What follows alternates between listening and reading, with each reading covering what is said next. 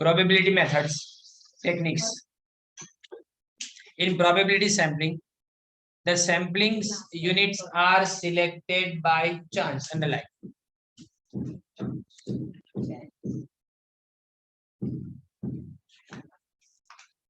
It is possible to pre-specify every potential sample of given size as well as the probability of each sample. तो probability sampling technique vary, VARY, यानी बदलाती है in terms of sampling efficiency. Sampling efficiency का मतलब होता है trade off between sampling cost and sampling precision. मतलब अगर मैं सैंपल में प्रिसिशन यानी एकदम चौकसाई चाहता हूं ना, तो क्या होगा, खर्चा बढ़ जाएगा. और अगर खर्चा कम करना चाहता हूं तो परफेक्शन नहीं आएगा. तो इन दोनों के बीच में बैलेंस करना है ट्रेड ऑफ का मतलब. अब टाइप्स ऑफ प्रोबेबिलिटी मेथड, तो sample simple random sampling, random selection. In SRS each element in the population has a known and equal probability of selection. यानी सबको इक्वल चांस दिया जाता है पहले.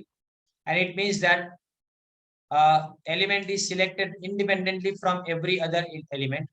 This method is most important here. Lottery system के equivalent है. कैसा lottery में किसी को भी सिलेक्ट कर लेते हैं, वैसे यहाँ किसी को भी सिलेक्ट किया जा सकता है. In which names are placed in a container and the container is shaken. फिर इसके बाद में उसमें नेम जो है वो अनबायस्ड मैनर के ऊपर उसमें से उठाया जाता है. ये इजी टू अंडरस्टैंड है. एंड सैंपल रिजल्ट्स में भी projected to the target population. और ये किसके लिए होता है, टारगेट पॉपुलेशन के लिए किया जाता है. Now limitations.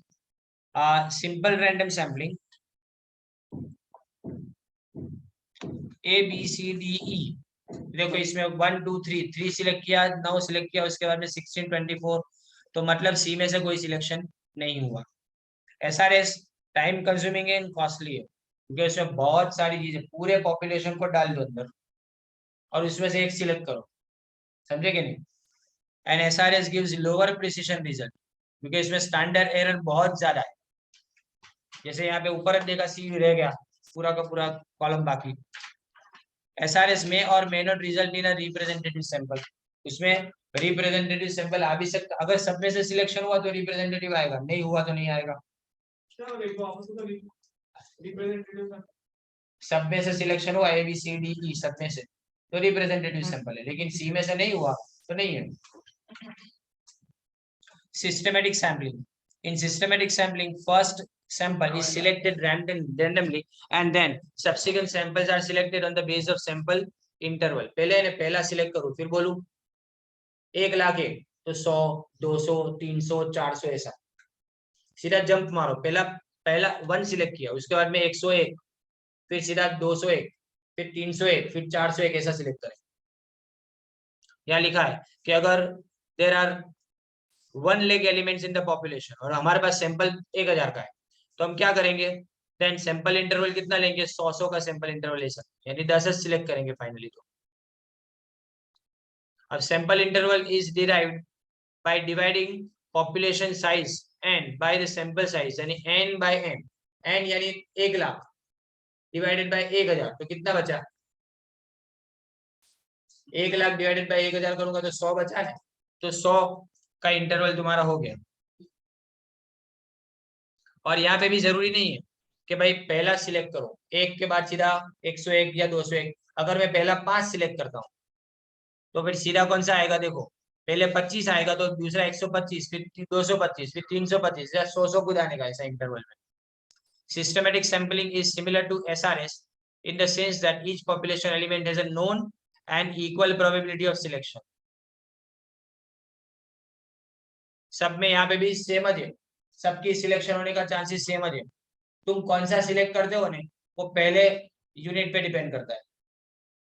But systematic sampling is different from SRS in the sense that only the permissible sample size of n have known and equal probability of selection. मतलब अगर मैंने पहले 25 को सिलेक्ट किया तो फिर हर 100वें यूनिट को सिलेक्ट होने के चांस है, फिर खत्म हो गया. The remaining sample size of n have a 0 probability of being selected. In systematic sampling, the researcher assumes that population elements are ordered in some respect. For example, credit card customers may be listed in order of outstanding balance, or industry may be ordered according to annual sales. इस तरह से अलग अलग किया जा सकता है। देखो यहाँ पे 2, 7, 12, 17, 22 को अपने सिलेक्ट किया एक सिंगल रो के अंदर, जिसको सब कुछ सिलेक्ट कर लिया है। अब इसके एडवांटेजेस, ये भी लेस कॉस्टली है पर एसआरएस से भी ज्यादा less costly, and because random selection is done only by, एक बार सिलेक्शन करना है।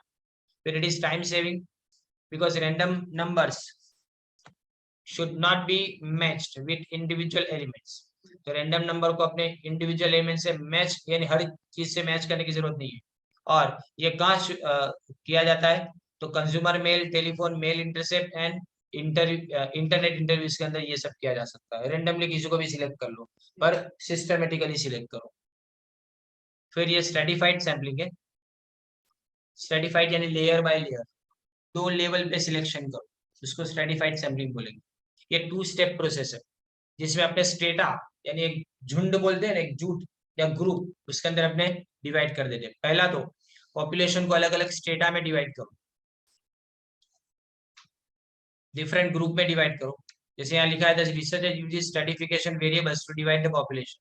Strata should be mutually exclusive, यानी एक तरह का स्टेटा दूसरी बार रिपीट नहीं होना चाहिए। एक्सक्लूसिव का मतलब, and collectively exhaustive. It means every population element should be assigned. Assigned का spelling wrong है, A आएगा, A की जगह N आएगा, सॉरी दूसरी बार assign to one and only one stratum and no population element should be omitted। एक चीज को एक ही जगह पे रखो और कोई एलिमेंट को इसमें से omit नहीं किया जा सकता। The variables such are which are used to partition the population into strata, उसको अपने ये आएगा MCQ में, इसको याद रखिए, ये एमसीक्यू में आएगा। The variables such which are used to partition the population into strata, इसको अपने stratification variable बोलते हैं। देखो यहाँ पे 1 से 5 randomly select a number from 1 to 5 from each stratum, सब में से 5 में से कोई भी एक randomly select करो, A to E, एक ग्रुप बनाना, वो ग्रुप के अंदर सिलेक्ट करने का। The resulting sample consists of population element 4, 7, 13, 19 and 21। Note that 1 element हर कॉलम में से, हर स्टेटम, यानी 5 स्टेटम बनाए तुमने यहाँ पे A B C D E, ये 5 स्टेटम बनाए, हर में से किसी ना किसी एक को सिलेक्ट करेंगे, यानी यहाँ पे कोई लेफ्ट नहीं रहता है। अब second step, selection of elements from each stratum. The researcher selects the element from each stratum bye random procedure. The main object of this method is to increase the precision without increasing its cost. And stratified sampling can be proportionate sampling of disproportionate sampling, और आएगा और बीच में of नहीं है, और proportionate या तो disproportionate, दोनों में से कोई भी एक हो सकता है। अब proportionate का मतलब क्या, साइज के मुताबिक टोटल पॉपुलेशन में से कितने को सिलेक्ट किया उसके मुताबिक अपने प्रपोर्शन में रखे ने, वो proportionate। यानी अगर समझो कि 1 लाख में से हमने 1000 को सिलेक्ट किया है तो कितना हुआ, 10% हुआ, 10%, 1% हुआ, तो अपने 1% के हिसाब से उसको सिलेक्ट करेंगे, एक्जैक्टली उसी प्रपोर्शन में उसको सिलेक्ट करेंगे। लेकिन डिसप्रपोर्शनेट में ऐसा नहीं होता है, यानी वो किसी पे डिपेंड नहीं करता, बराबर ना। अब इसके advantages, it ensures that all the important subpopulations are represented in the sample। It combines the simplicity of SRS with potential gains in precision। पहले में लिखा है कि सब इंक्लूड किए जाते हैं, दूसरा उसमें SRS के भी कैरेक्टरिस्टिक्स आ जाते हैं, और तीसरा ये सबसे ज्यादा popular sampling technique MCQ।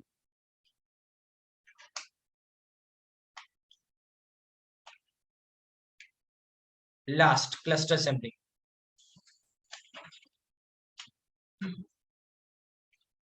In cluster sampling, the target population is divided into mutually exclusive and collectively exhaustive subpopulation or clusters।